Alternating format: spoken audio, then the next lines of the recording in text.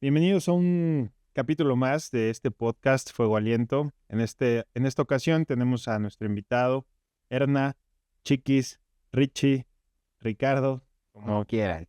como lo conozcan, a nuestro buen amigo. Ya estamos un poquito con una parte de introducción, no teníamos el gusto de conocernos bien. Y bueno, me encanta esta parte porque tú eres un filósofo, ¿no? Yo no soy un filósofo, pero he divagado varias veces y está padre, ¿no? Porque alguien que está instruido en este arte, en estas letras, eh, pues a uno lo puede orientar muchas veces también. Eh, pues bueno, nada más. Cuéntanos un poquito de tu historia, mi querido Enra. Me gusta cómo suena eh, eh, esta, esta palabra. De tu historia, de tu familia, de tus amigos. Sé que ya me contaste un poquito, pero cuéntame. Entre paréntesis, tienes unos cuantos libros también publicados, ¿no? Eh, Vas a hacer un doctorado. Vamos a ahondar un poquito también en esa historia. Pero cuéntanos, ¿de dónde viene esta pasión por la literatura? Va. Mucho gusto, muchas gracias por la invitación. Yo soy feliz y honrado de estar aquí. Y lo primero que he de decir es que yo siempre digo, estudié filosofía, aunque todavía no sé si realmente soy filósofo. Una cosa es estudiar la licenciatura en filosofía y otra cosa es ser filósofo. Ahí voy en camino. Ojalá y algún día se me conceda el título, no solo de licenciado en filosofía, sino de filósofo. Ojalá algún día. Pero incluso a mí me ha parecido interesante esto porque hay muchos pensadores que sin estudiar filosofía también son filósofos. Creo que esta es una vocación tan noble que no necesariamente tienes que estudiar 4, 5, 10 años filosofía para poder llamarte filósofo. Todo que se cuestiona, el que se pregunta, el que indaga sobre la realidad, puede ser llamado filósofo. Entonces, en ese camino estamos.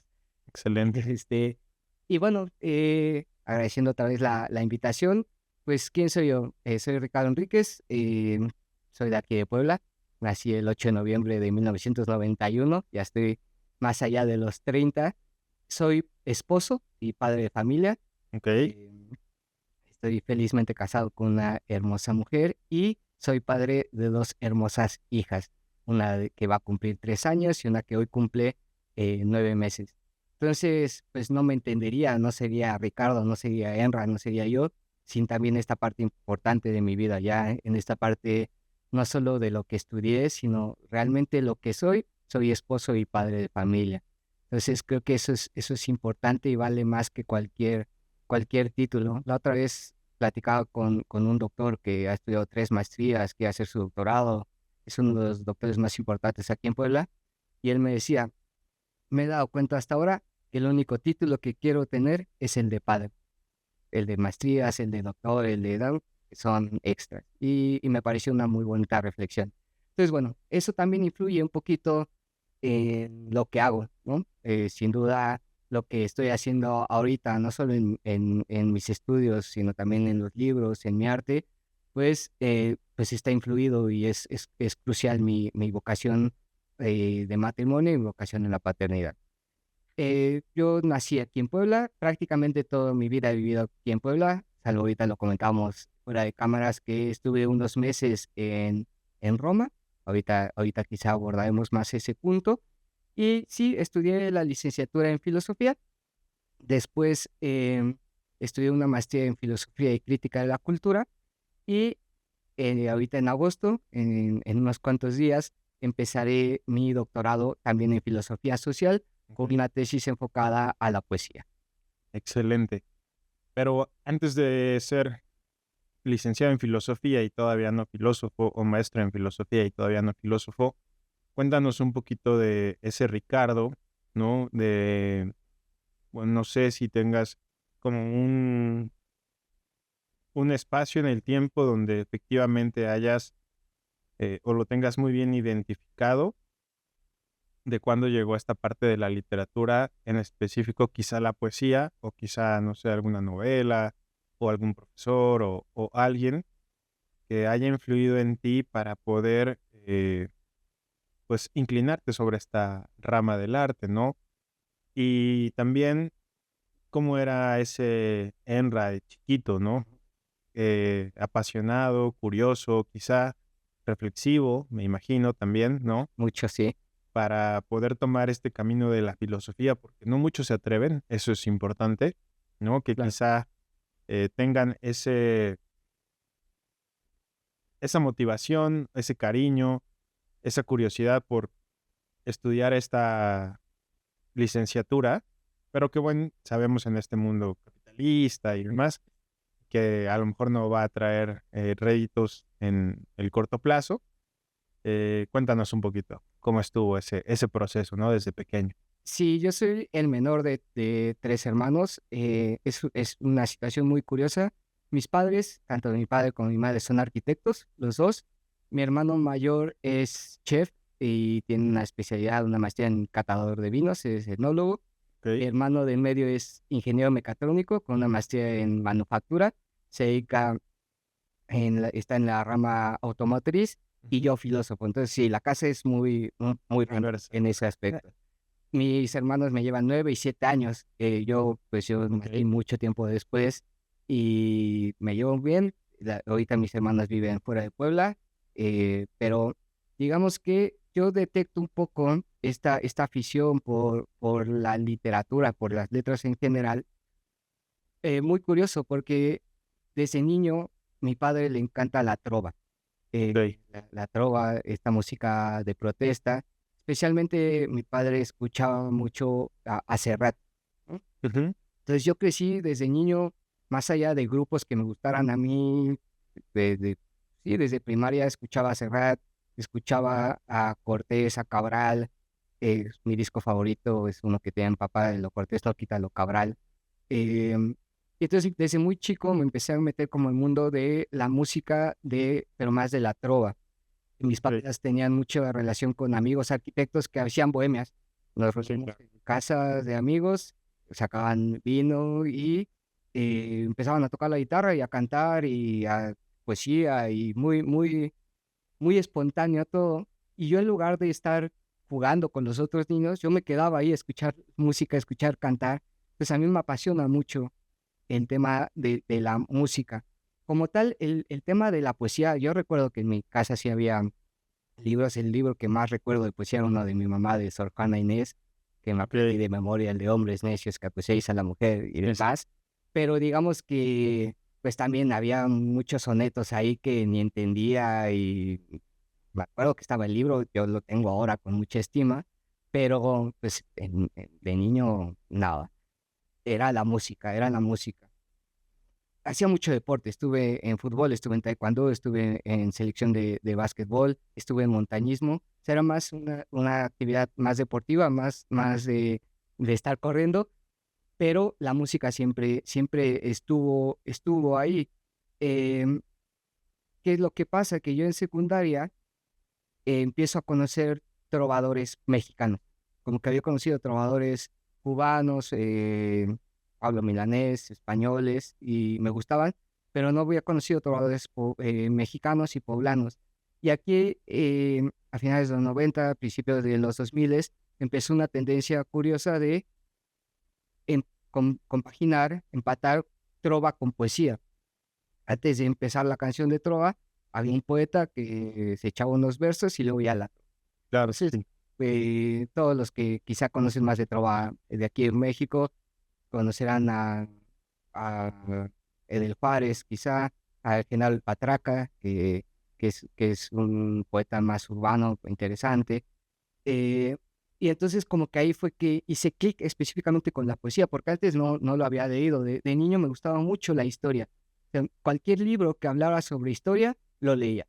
Sobre historia específicamente del Antiguo Egipto, de los aztecas o de los mayas. Tenía una fascinación por las civilizaciones antiguas. Todo lo que fuera civilización antigua, lo leía, pero mi lectura era eso, era libros y revistas de historia, no tanto de literatura. Temas de novelas, temas de cuentos infantiles, no tengo mucho registro. O sea, siempre era querer aprender algo. O sea, si aprendí algo más sobre los aztecas, feliz.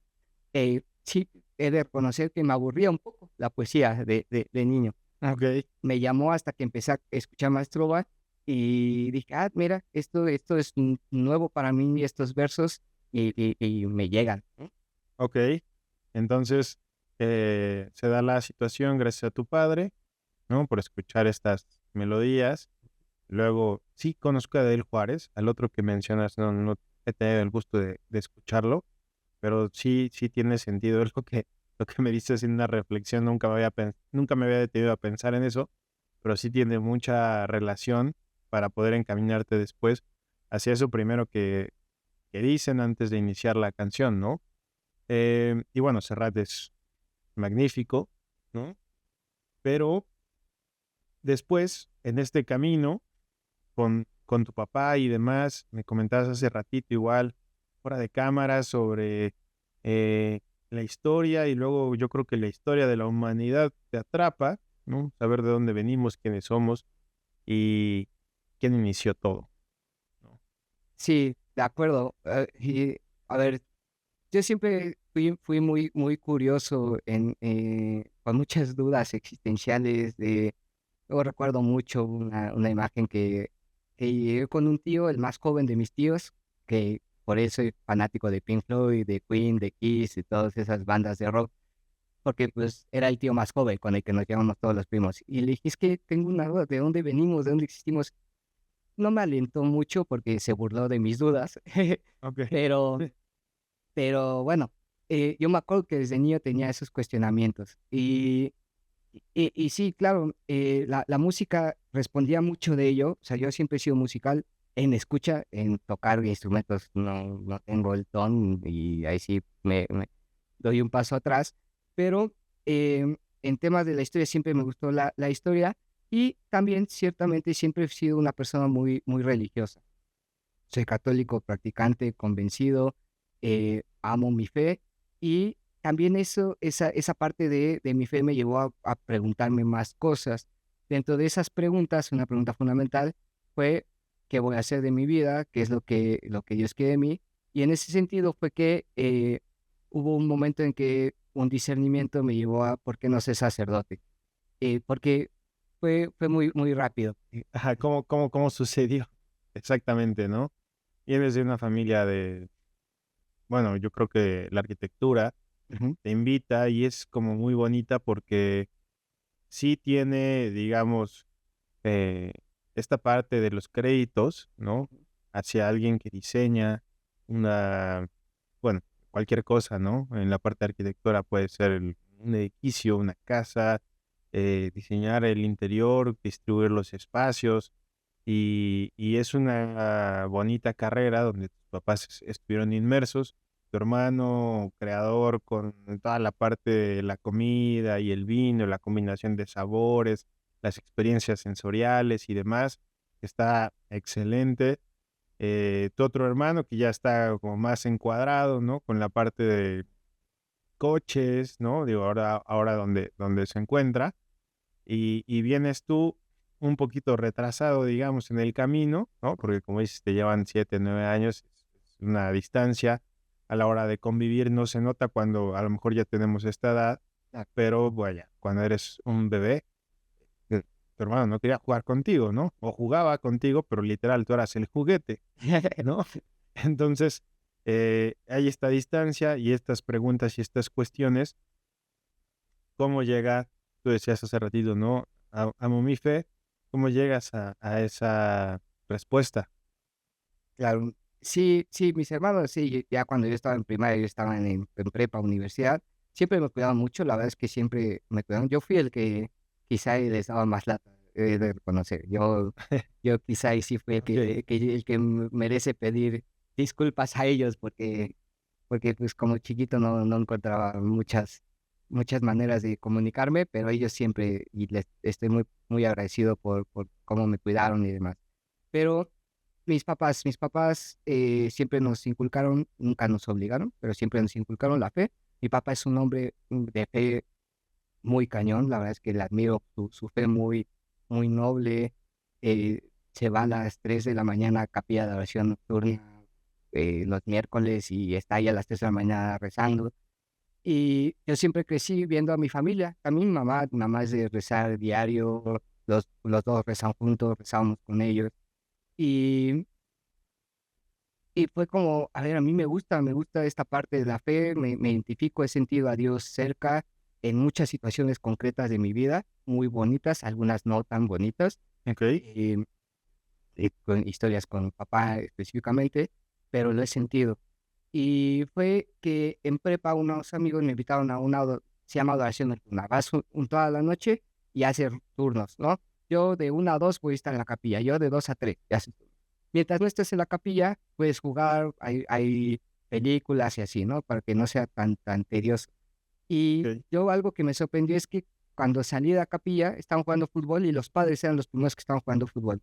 Se acabó la reta de fútbol y era un torneo de box así medio Para sacar el estrés, tranquilo, así, y los padres ahí con mucha prudencia, evidentemente, claro. no se manchaban, pero entrando al box, o sea, era como, no estaban los padres excluidos en la capilla, sino que estaban con nosotros. O sea, no tenías bueno, nunca me ha tocado, pero sale de esta imagen el padre dando misa, muy recto, muy propio, ¿no? La manera en cómo hablan, cómo se expresa, lo que comunica a todas las personas que asisten a misa o a una iglesia, sale totalmente y está fuera de la caja.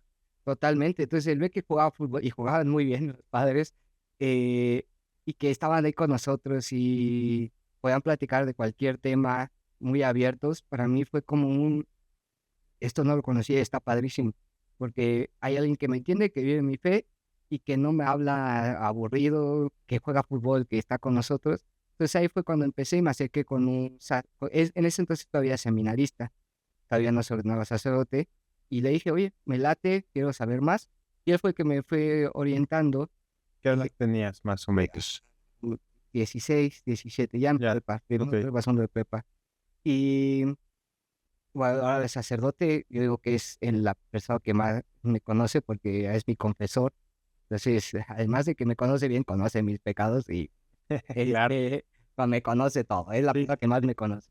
Eh, y me fui guiando y descubrí que sí, y entré, saliendo de prepa, entré al año de prueba, que es un año para ver si sí es tu vocación o no, donde todavía no haces ningún voto. Vives como un seminarista, pero todavía no haces el voto. Y dije sí, y estudié los 4 años de filosofía aquí en Puebla. Y seguía viendo a mi familia, seguía viendo a mis amigos, pero de repente cuando terminé filosofía, me mandaron a Roma por un año.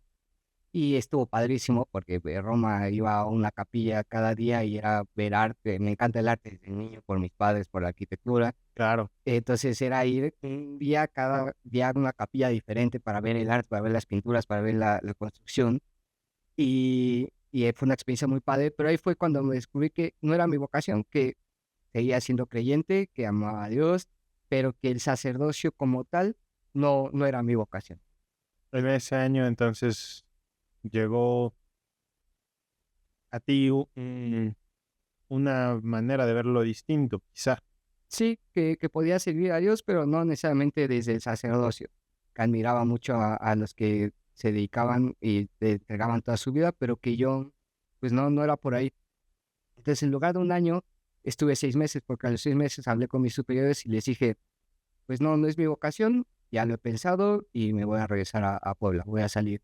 Muy, muy amablemente me dijeron, está bien, ¿Te- gracias. ¿Tenías la opción de quedarte todavía y cumplir el año o cuando, digamos que esta es como una pregunta que probablemente cada vez que alguien piensa en cómo se forma un sacerdote, tiene, y en ese sentido, ¿cómo funciona, no? O sea, tú dices, ok, me gusta, quiero, voy a estudiar esta parte, me comentabas que hay un proceso, no es como que digas, yo quiero ser sacerdote y mañana ya lo eres, Claro, pero a la hora de, no me gustaría utilizar la palabra desertar, pero eh, de decir ya no, encontré que esta no es mi vocación, me di cuenta que esta no es mi vocación. ¿Cómo es ese proceso? ¿Estás siempre con la libertad de decir ya no? sí, tú, en el caso donde yo estaba, ibas haciendo votos por tiempos, votos temporales, primero por 6 meses, luego por otros 6 meses, los ibas renovando, como con un contrato, por así decirlo. ¿Cuáles son los votos? Obediencia, castidad y pobreza, en Ok, términos generales. eh, por 6 años, por 6 meses, luego por 6 meses, luego por un año, luego por 2 años, y hasta que después de, me parece, 8 años ya los haces para siempre, ¿no? Entonces, durante estas Ok. temporales es como, a ver, estoy discerniendo, estoy viendo si sí o si no. Puedes esperar a que terminen tus votos. Si lo hiciste por 6 meses y a los 4 meses dices no, bueno, me espero 2 meses, ¿no? Para cumplir mis votos y salir. O si dices a los 4 meses no, hablas con los superiores y te dicen, hay una dispensa, se llama una dispensa de los votos. Es ok, quedas dispensado de los votos y puedes salir. Puedes salir y... Entiendo.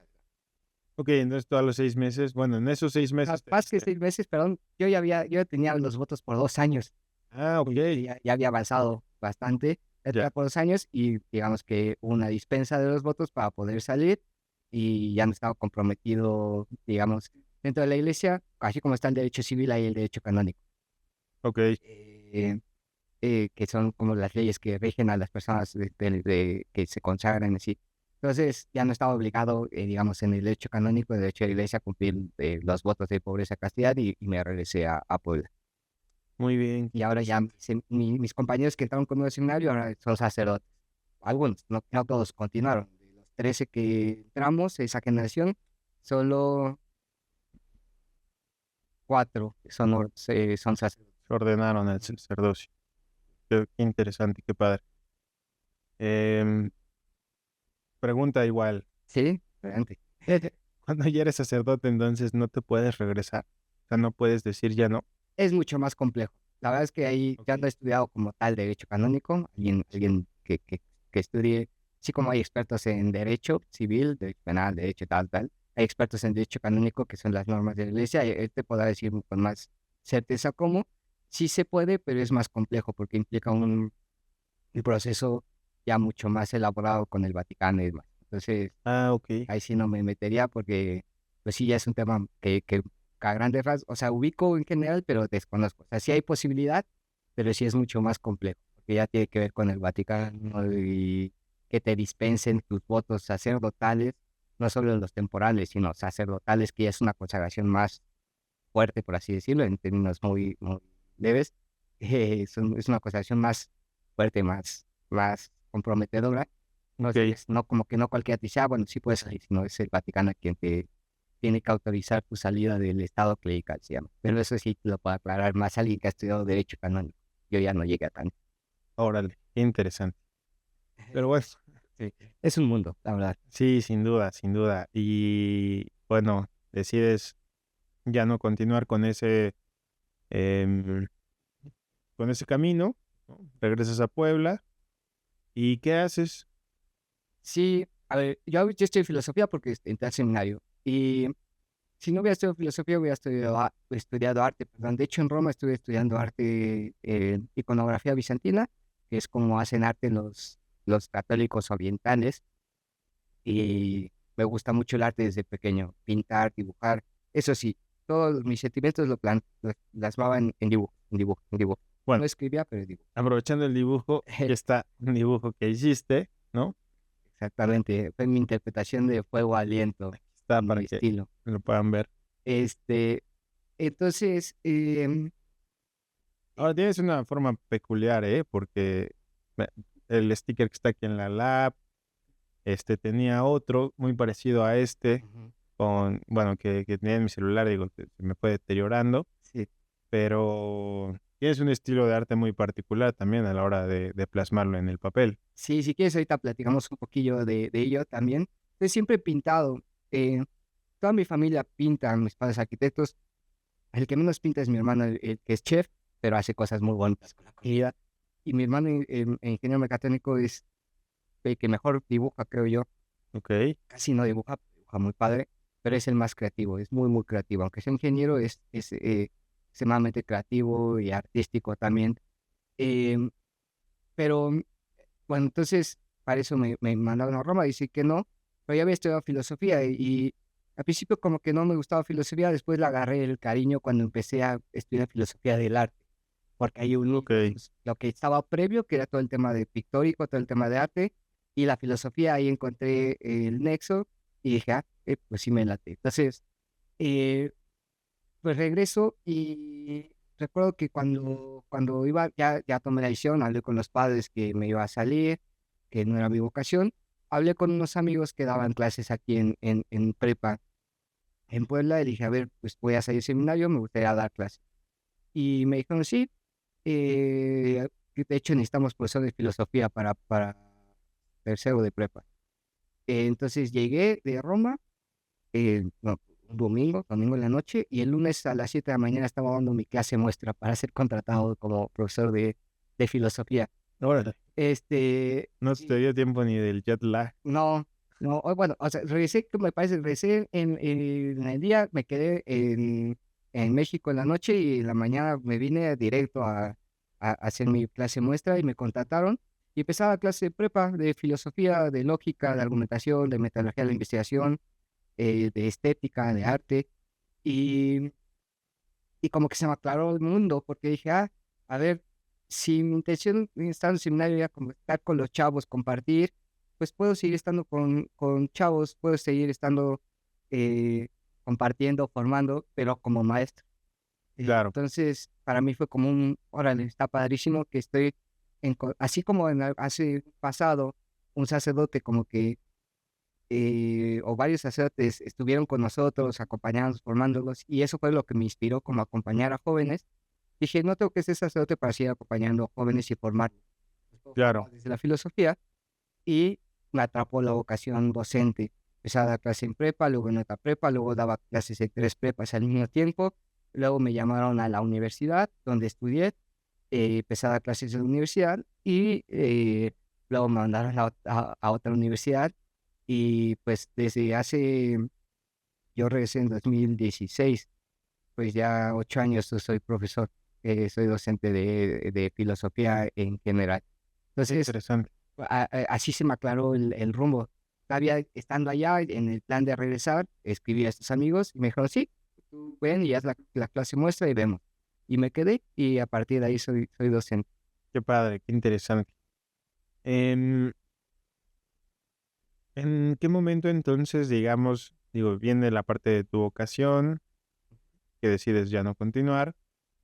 Bueno, no sé si era tu vocación en ese momento, quizá lo pensabas, Claro. ya después dijiste siempre no. eh, te hace clic el tema de ser docente, que me imagino has tenido cantidad de alumnos que te han marcado en algunas clases seguramente a lo largo de tu vida. ¿Y en qué momento entra la poesía, no? Y también, como dices, el nexo de la filosofía con el arte, y luego el nexo de la filosofía, el arte y la poesía, que me parece todavía mucho más complejo e interesante a la vez.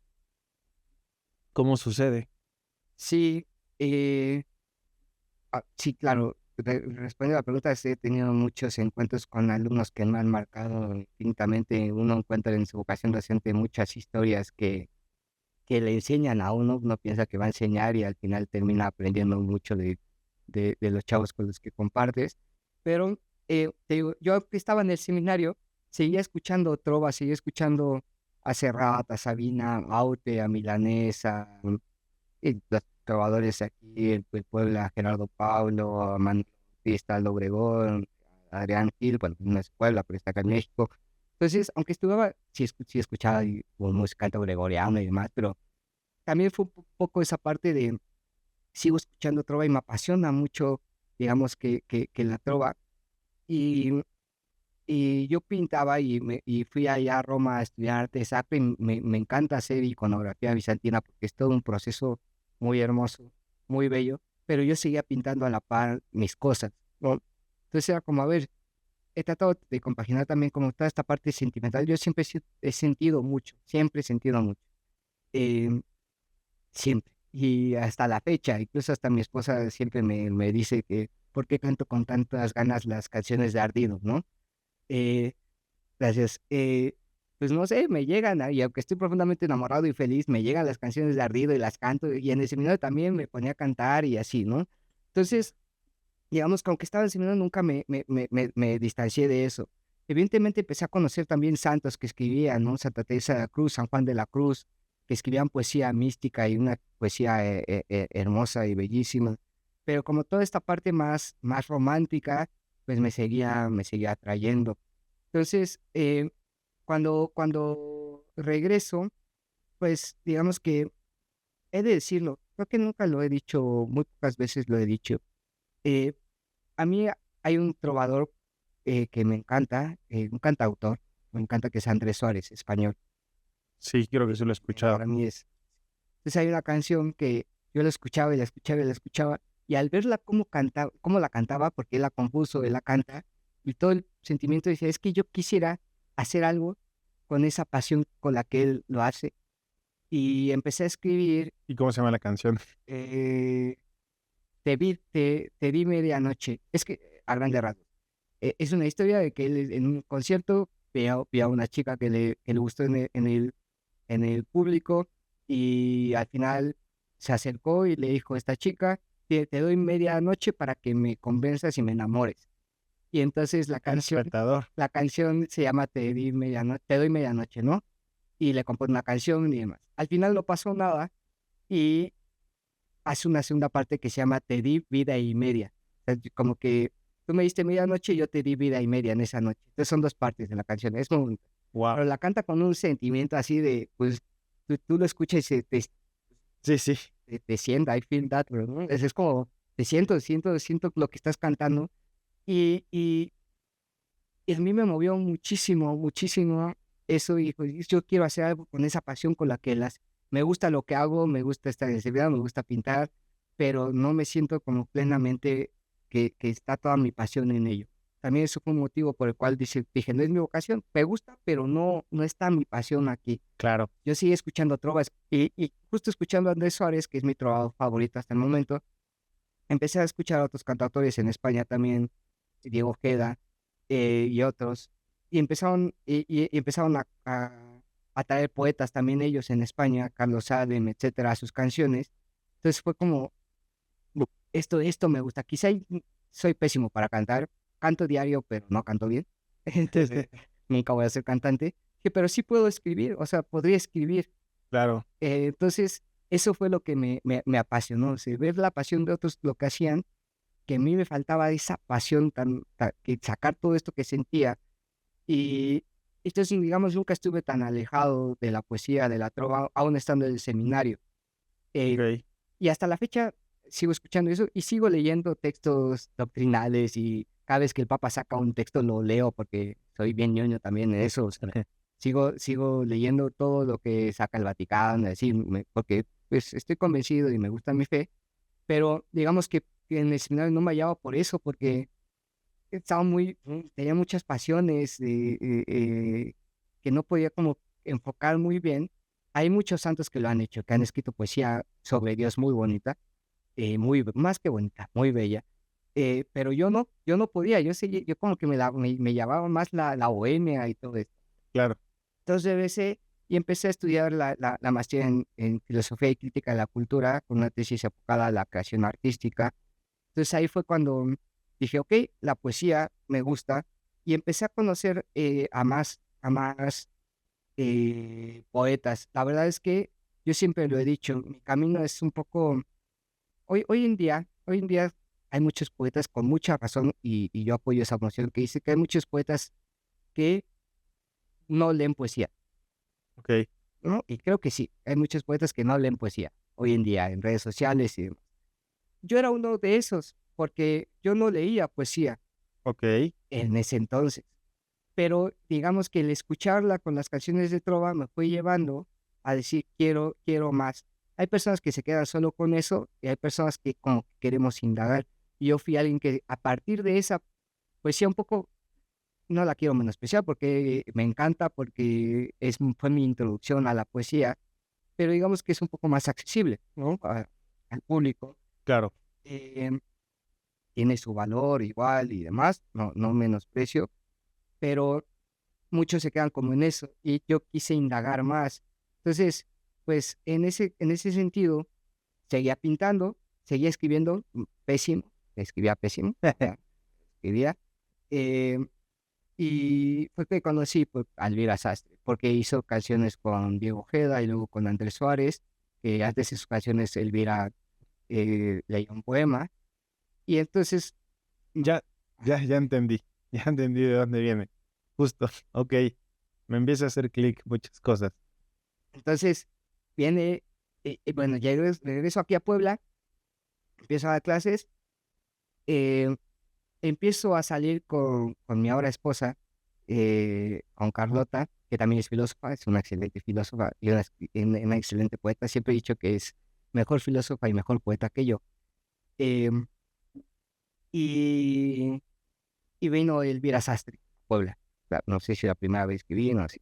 Entonces quise ir y invitar a mi entonces novia, a una esposa, y fue algo, pues si lo ves desde el punto de vista del mundo, pues fue algo, una coincidencia muy bonita. Si lo ves desde el punto de vista provincial, una providencia.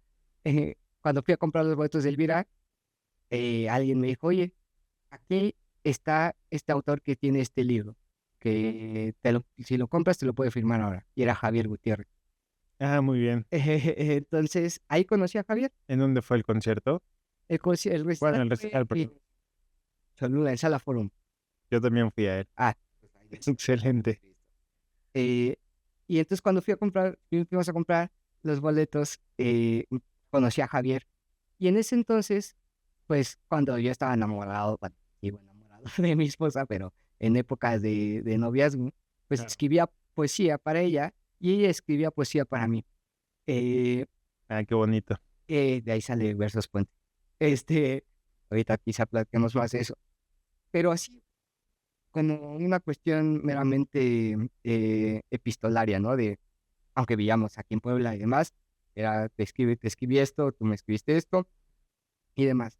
Y hubo un momento en que le dije a Carlota, oye, pues ya tenemos, no sé, no sé cuántos, nunca los he contado, 20 poemas entre los dos, ¿por qué no los publicamos?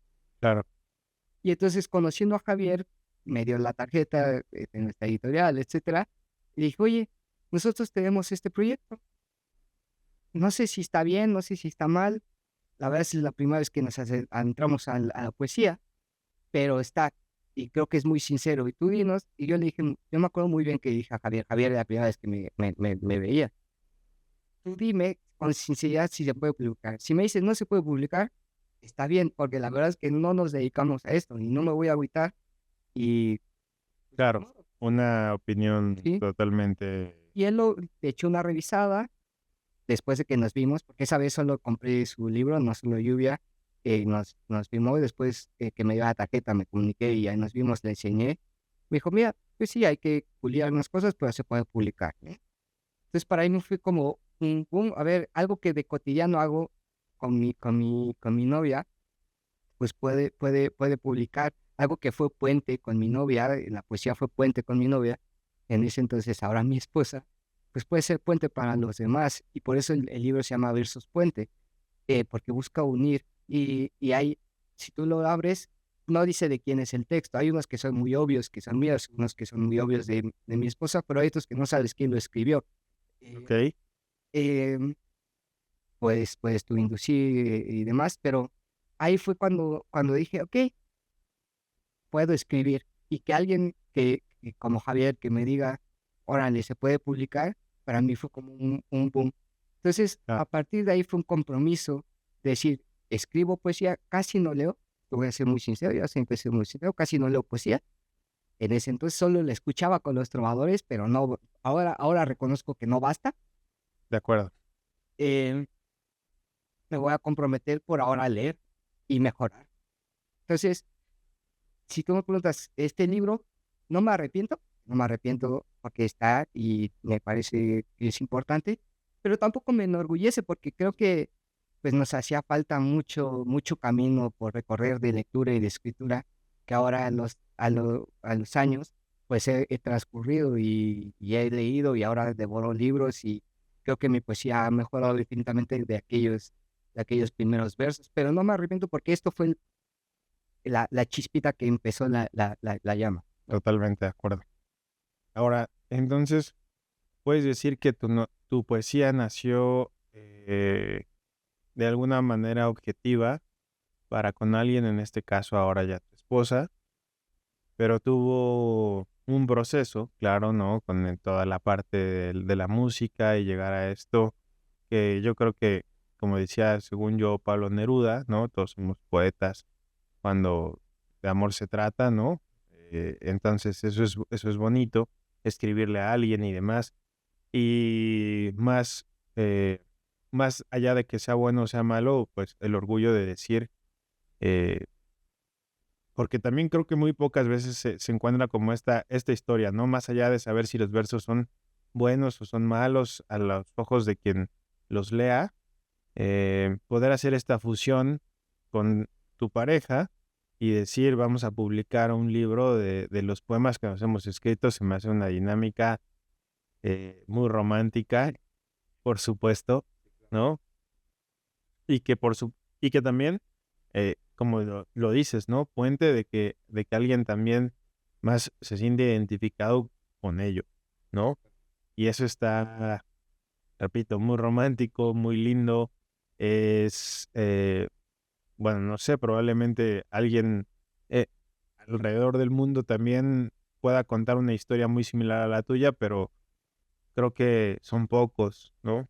Por lo regular, em, traes una antología también, ¿no? Que es la suma de varios poetas en un mismo libro, he publicado en un par también, pero esta dinámica de saber que también tu pareja se dedica o dedica algo de su tiempo a escribir y que se materialice para que se fusione en un libro es brutal, ¿no? Brutal. Sí, de acuerdo. Javier, creo que fue lo que le llamó la atención, fue como ver, pues nunca había tenido como esa dinámica de que es una pareja. Y muchos nos preguntaban, porque éramos novios en ese entonces, está bien, ni estábamos comprometidos, ni mucho menos casados. Si llegaran a terminar, Claro, sí, es la pregunta. está bien denso, ¿no? Para mí había mucha claridad que ahí era mi camino con ella y lo sigue siendo, de a tal grado que ya vamos para 4 años de matrimonio y ya tenemos 2 hijas. Ahí es, desde ese momento yo decía, pues no vamos a terminar, o sea, esto se va muy serio, pero era más era el temor de muchos, si terminan, van a tener un libro siempre que se escribieron mutuamente, pues ya está, Claro, ya pasar la historia, pasará la historia, ya, quizás nosotros no lo tendremos, pero pues, alguien más sí, y alguien más le servirá. Pero no, yo por tenía supuesto. mucha la certeza de que por ahí iba. Y creo que quizás sí, también fue lo que le llamó la atención, que esta dinámica de pues, de 2 personas que se aman y se escriben. De hecho, aquí el texto dice: "Carlota y Ricardo relatan desde la voz más pura del amor un danzar de sus alientos en el que cada uno mantiene vivo el sentir para no olvidar el camino que ahora dibuja el horizonte". Esto lo escribió Sebastián. Pero es esto, ¿no? Es un diálogo entre 2 personas que se aman, Claro, que le puede servir a alguien más. me parece muy bello. Y bueno, es que es muy bonito tener esta dinámica y esta plática, pero ¿cuál fue tu proceso a la hora de, bueno, más bien, cuál ha sido tu proceso a la hora de sentarte a escribir? ¿Cuál es el motivante? Eh, ¿Te encierras, vas a algún lugar que ya conoces? No sé, le dedicas 2, 3, 4 horas. Entiendo que para poder escribir también hay que leer mucho, lo acabas de mencionar, por supuesto. Eso forma al escritor desde mi punto de vista. Y, pero en ti en lo particular, ¿cómo ha sido este tema? Sí, creo que esa pregunta es fundamental para todo el que se dedica, en arte, porque algunos tratan, y no lo veo mal, pero tratan de dar como recetas para poder pintar, para poder escribir y demás.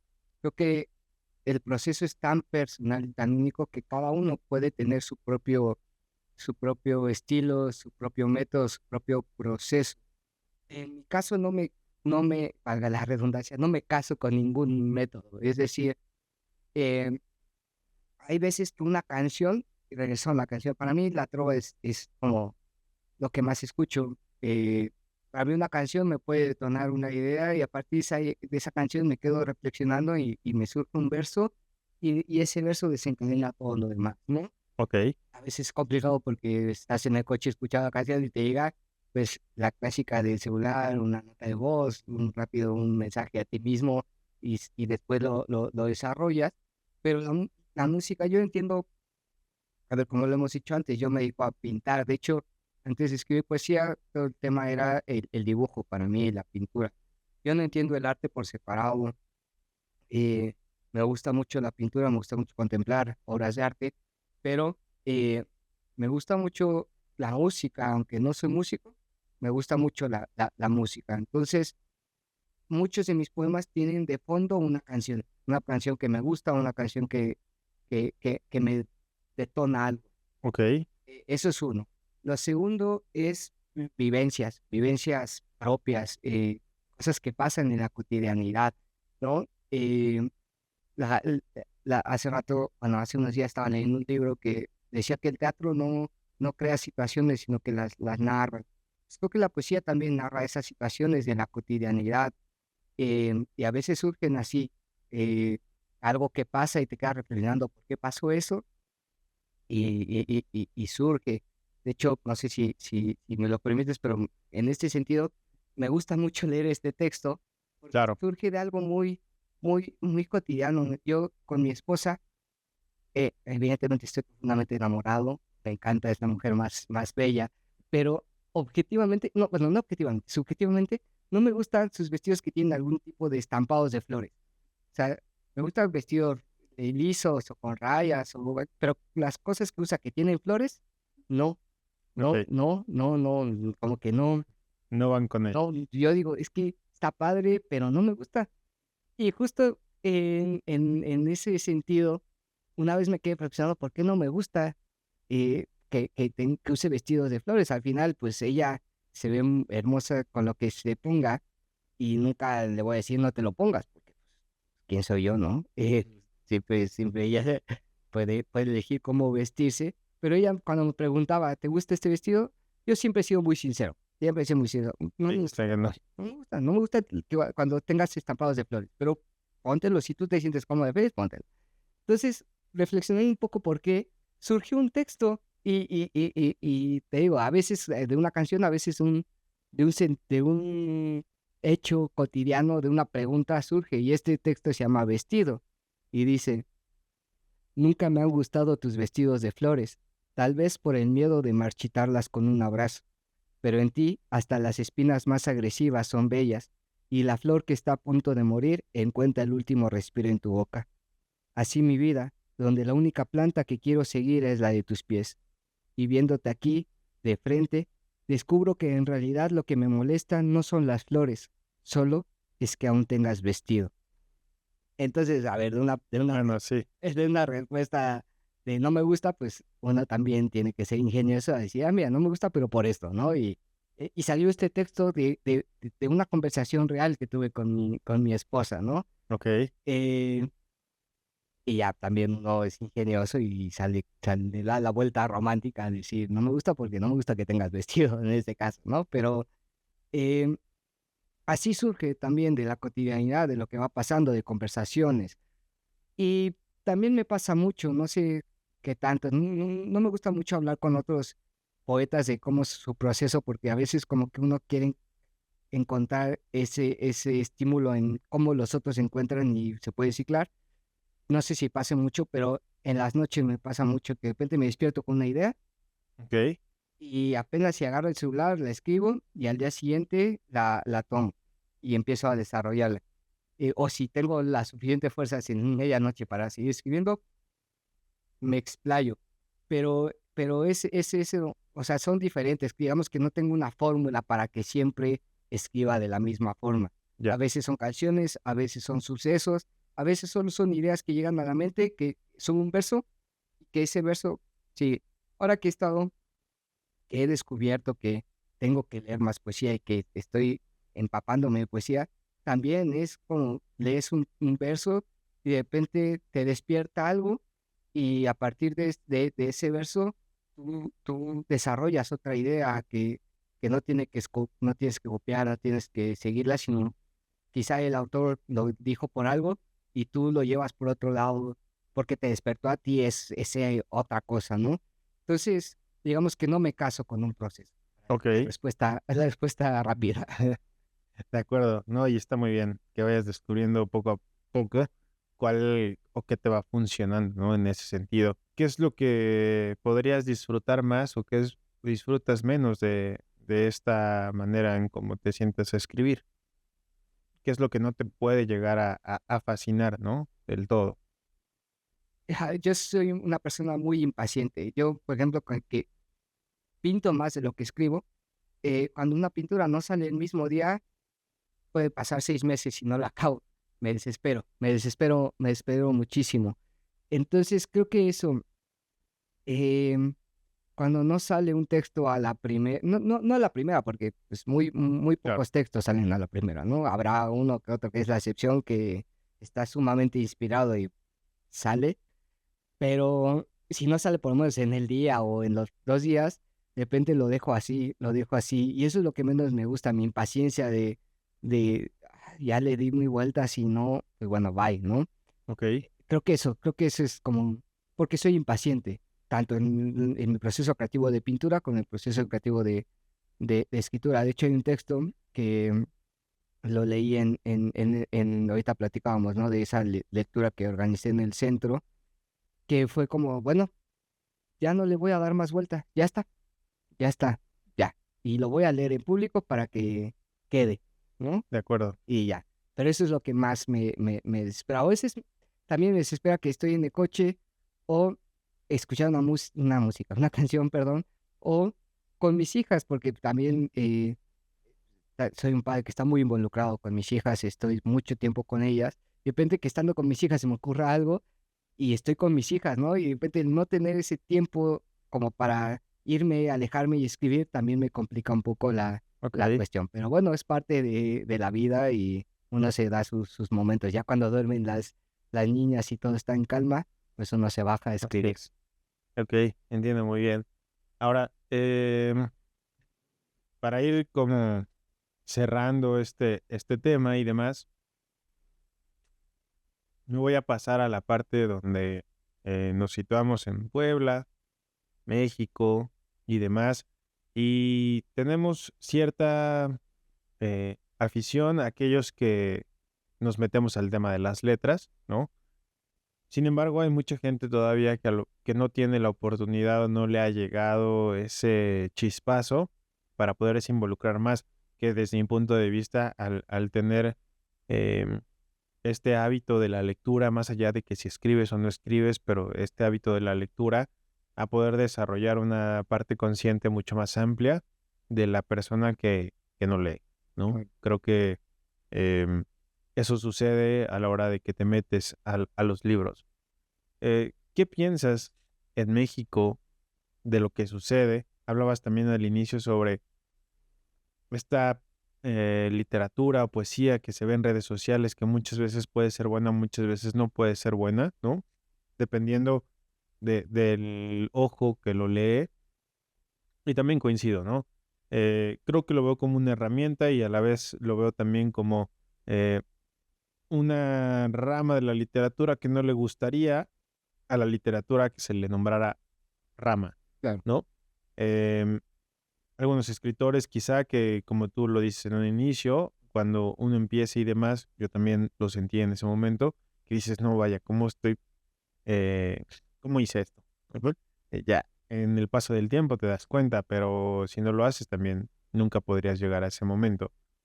¿Qué piensas en México? Ahora le pregunto a esta parte filosófica que tienes sobre la literatura. ¿A dónde va la lengua hispana? ¿Dónde va México en esta silla o en este asiento de carreras, si podríamos llamarlo de alguna forma? Porque México es el país, si no mal tengo el dato, que hay más hispanohablantes, ¿no? Alrededor del mundo y que no llegamos o que no estamos como Ya. en ese, pues no me gustaría llamarlo top, pero a veces nos falta, ¿no? A veces nos quedamos cortos.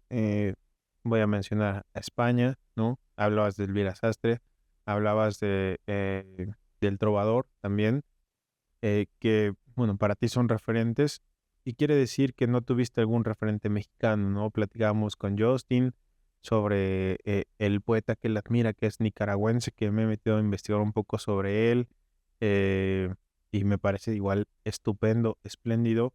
Nunca sin olvidar a Octavio Paz Claro. como el gran poeta mexicano, pero ¿qué piensas acerca de esta parte, no? ¿Y qué recomendarías también? Sí, totalmente. Es una buena pregunta. Y como tú bien lo dices, pues quizá ahorita un poco más desde el punto de vista filosófico lo voy a atender porque es un fenómeno en todo, no solo en las letras.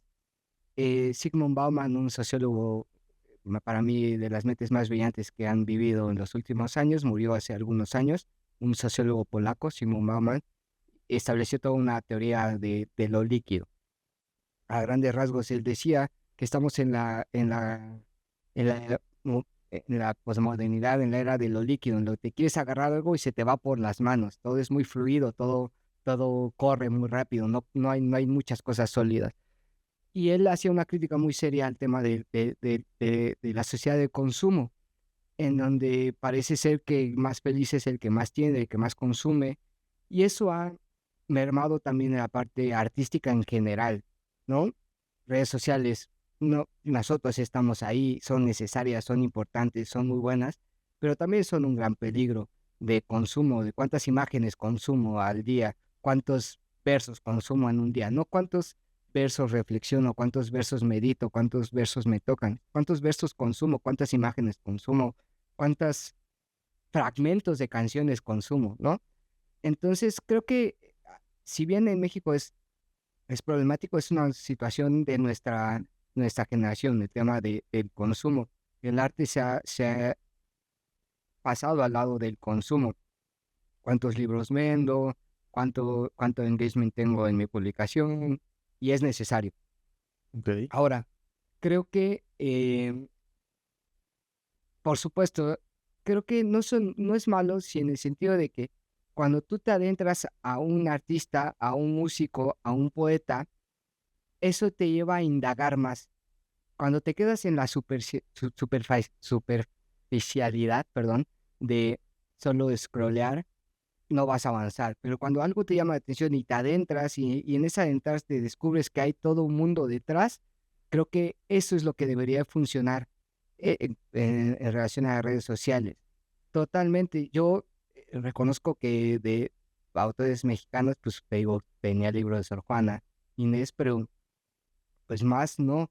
Y es ahorita que estoy leyendo a Nuño, que he estado leyendo a Efraín Huerta, que he estado leyendo a Bojorques, y que descubro que hay una riqueza. Pero porque yo tuve el deseo y las ganas de decir, esto me gusta, pero sé que hay algo más en el fondo.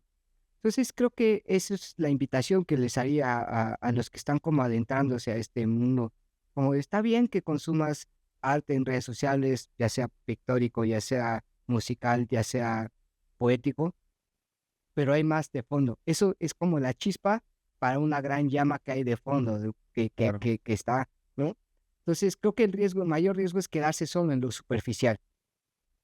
Creo que es muy bueno cuando eso que está ahí me lleva a querer indagar y querer saber más. Entonces, creo que es eso lo que recomendaría, que no se queden solo en un post, que si hay un post de una frase que les gustó, indaguen más en el autor, vean qué autor inspira a ese autor y eso los va a ir llevando a otro. Como me pasó a mí con la trova, yo escuché a un trovador y de repente escuché a otro y de repente otro y otro, y cada vez me fui metiendo a una trova un poco más underground, más profunda, más poética, y así pasa, ¿no? Entonces, creo que es eso, dejar de consumir para empezar a reflexionar y para tener una misión crítica, ¿no?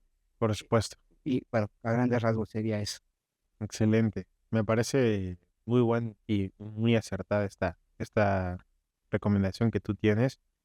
Y, y bueno, también para pasar al tema de tus libros y demás, em, ¿a dónde te diriges hoy? ¿No? ¿A dónde va tu escritura? ¿A dónde va tu poesía? Claro, nos contabas de la parte del doctorado, que es una parte académica que responde mucho al tema capitalista, digamos, hoy, ¿no? Me mencionabas igual, eh, como profesor, al tener ciertos grados, ¿no?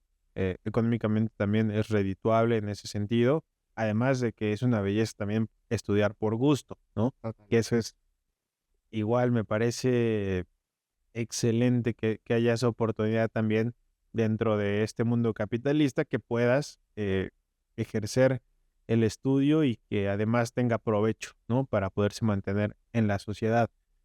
Entonces, ¿a dónde va este Enra, este Ricardo? Es esta persona que hoy está sentada frente a mí y que quiere elevar a otro grado también su escritura. Total. A ver, antes de contestar esta pregunta que es fundamental y me parece muy, muy buena, algo que solo te prometo que en un minuto, menos de un minuto lo digo. No te preocupes. No satanicemos esta cultura ahora contemporánea de redes sociales, porque para muchos es la entrada a la literatura. Claro, Porque si no hubiera eso, quizá y ni siquiera podrían entrar. no me, Entonces, claro. eso es fundamental. No satanicemos, no peleemos con eso, no radicalicemos el discurso de no, tienes que leer directo, porque incluso uno te puede decir, no, leer directo a tal poeta, voy a poner Benedetti, o directo a Paz, pero igual y uno más extremo te diría, lee directo a Homero, lee directo a... Entonces, a ver, eso nos puede servir como motivo para leer ambas. Entonces, sí quiero que dejar muy claro eso, de que quizá aunque a algunos ya nos parece como muy superficial, puede ser la entrada para la literatura de muchos y no hay que satanizarlo. Tampoco hay que promocionarlo así, pero creo que es un punto de partida para que algunos puedan por lo menos adentrarse en la literatura. Me Eh, parece excelente. Y estoy totalmente de acuerdo contigo en eso, ¿no? Me parece que es fundamental. Ojalá y cada vez fuera más este proceso. Te digo, a Octavio Paz lo he leído mucho y ahorita con el doctorado lo he leído mucho más, pero pues sí, nos hace falta más conocer estos autores que quizás no conocemos tanto. Ahora, con respecto a tu pregunta, ¿a dónde va?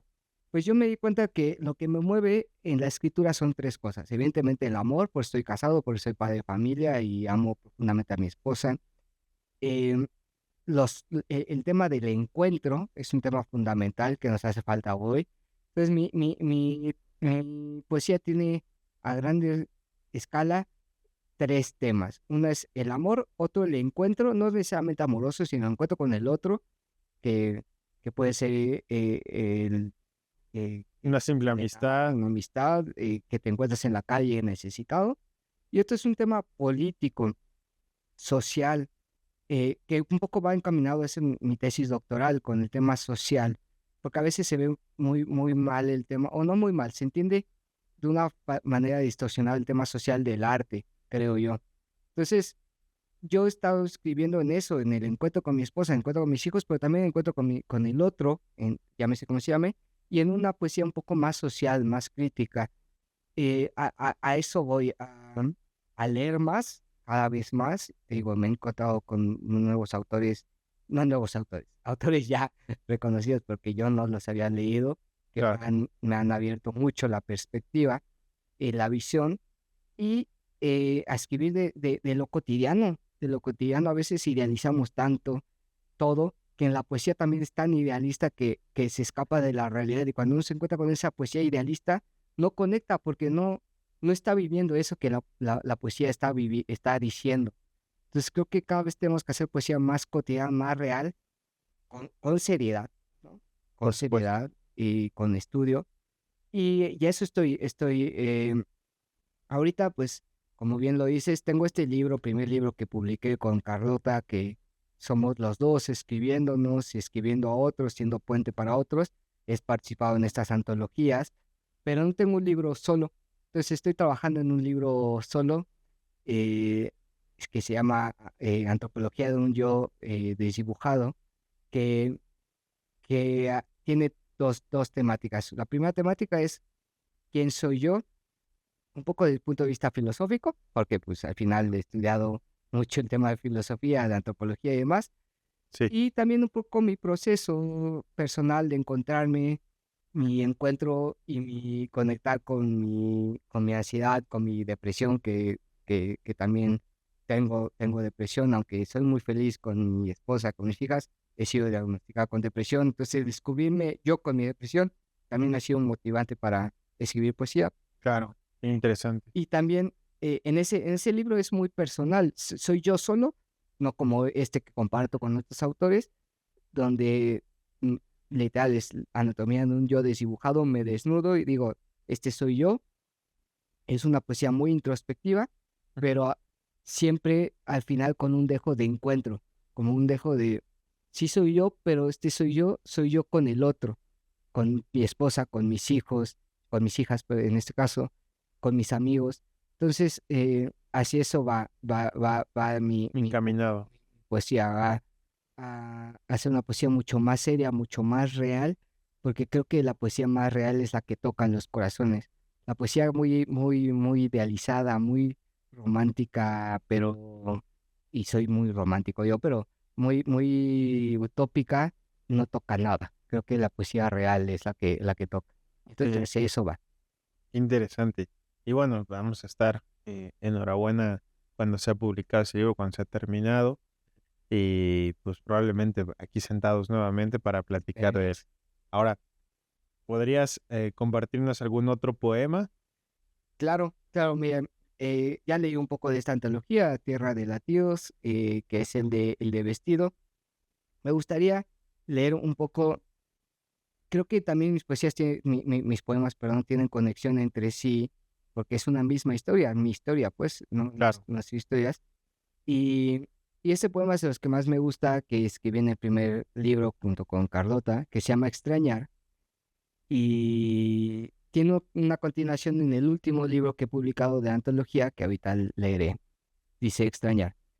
Quiero igualar la cuenta de los besos con los abrazos, que nos falten manos, que nos queden horas, que nos sobren sueños.